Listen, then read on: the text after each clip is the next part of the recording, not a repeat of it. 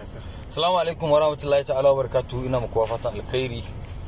Kamar yadda kuka sani mun sa gasa ta karatun alkur'ani na tsawon minti 2 kuma muna so a yi karatun nan babu kuskure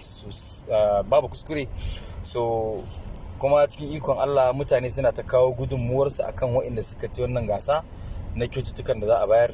Jiya ma mun ƙara samun wani bawan Allah daga Kwari ya kawo mana atamfofi guda 10 da ya duka shi ma guda 10 wanda ya ce shi ma waɗanda suka yi nasara a basu. Sannan wasu mutane sun kira su ma bayan Allah sun ce su kawo taliya da sabulai da omo da dai sauransu kayan masarufi da wanda za a rarraba wa mutane a wurin wannan gasa idan an tantance. To muna dai ƙara tunatar mutane cewa karatu ne ake so a yi shi a natse kuma na tsawon minti 2 a duk inda mutum ya iya babu kuskure.